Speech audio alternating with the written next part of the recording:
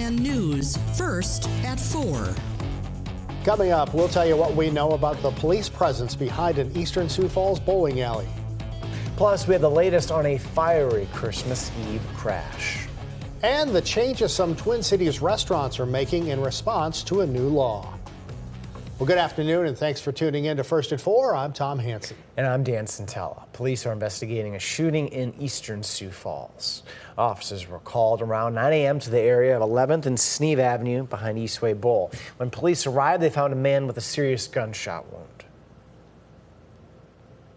Now, because it's early in the investigation, there is limited information right now. However, police say there is no danger to the public and that the other party involved is in contact with law enforcement.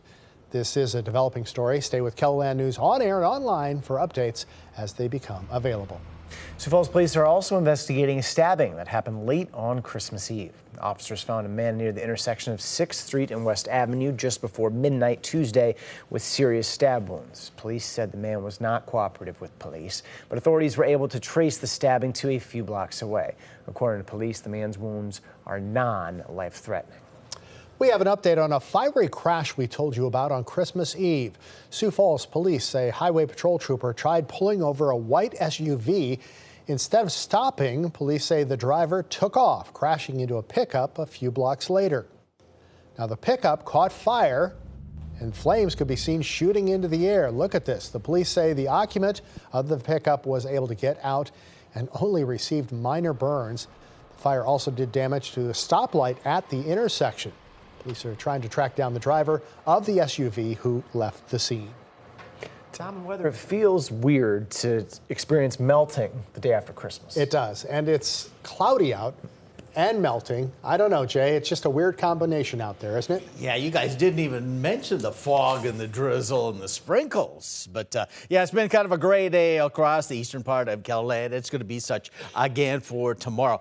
Fortunately, we don't have to worry so much about the freezing stuff because our temperature is quite mild out there. Right now, yeah, we've melted the snow at Falls Park. Actually, we've melted a lot of the ice on the falls themselves. You can see some water trickling through. But look at that. Our temperature just rose within the past hour, 42 degrees. Our normal high this time of year is 28, so we are way above normal, and we're going to be just as warm or even warmer this weekend. Not much in the way of fog at the present time in Sioux Falls. We could see some of that developing later on. That's what it looks like at Falls Park. Here's what it looked like in Watertown. You can see, and not so much fog, but we do have some low clouds there, 34 degrees. There is a dense fog advisory that includes the Watertown area and Brookings along I-29. Technically doesn't include Sioux Falls, though we could see some fog.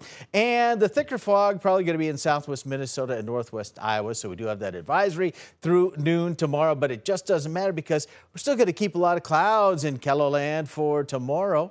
For tonight with the clouds, maybe a little drizzle in Sioux Falls, a low of 33 with a south breeze, Aberdeen 29, Pierre 30, Rapid City 29. And then during the day tomorrow, it's going to be mild, 41 in Sioux Falls with a cloudy sky and maybe a couple sprinkles, but that's all. A light south breeze, Aberdeen 39, Pierre warmer to 48, Rapid City 51 degrees. The good news is we're going to switch the direction of the winds to the westerly direction for the weekend, which means we should be able to get rid of the fog. We expect to see some sunshine, especially Sunday. It looks like it's going to be mostly sunny with much above normal temperatures. We'll talk more about that in just a bit. Sounds good. Thank you, Jay. So-called junk fees are set to be a thing in the past in Minnesota beginning on January 1st. You're probably familiar with health and wellness fees on your bill at some places when eating out. Jason Rantala with our CBS affiliate Minneapolis shows us the changes several Twin Cities restaurants are making in response to the law. The upcoming so-called junk fees law means that the price you see on the menu is the price you'll be paying. It means no more health and wellness charges, typically 3 to 5% extra on top of your bill. Service fees are not junk. These are dedicated funds that go directly to employees. Angie Whitcomb is the president and CEO for Hospitality Minnesota. We believe that by disclosing these fees for what they are, dedicated funds that are going directly to employees in the forms of wages or benefits, by disclosing them, we're achieving that transparency. I'd like to think that our employees' healthcare and their mental well-being is not junk. Brent Frederick is the owner of Jester Concepts, which owns a half dozen Twin Cities restaurants, including Burrow in Minneapolis. I felt a level of disappointment, and I don't think they vetted our industry enough or talked to enough of us small business owners. Beginning January, Frederick says they'll be getting rid of their 5% health and wellness surcharge and replacing it with a 3% credit card processing fee, combined with a slight price increase. There are consumers who might say, why not just raise the price of items on the menu and make it clearer and more concise for folks? The reality is that people are so cost conscious right now. They notice if something goes up $1 or $2. And then that's where we get the fun, 2-star Google reviews for being too pricey. Beginning next legislative session, Whitcomb says Hospitality Minnesota will be asking legislators for a fix to the law. Jason Rantala, WCCO News. The Minnesota Attorney General's office says restaurants will still be able to charge a mandatory gratuity as long as they are disclosed clearly and conspicuously. Frederick says he's tried that in the past but found them to be deeply unpopular.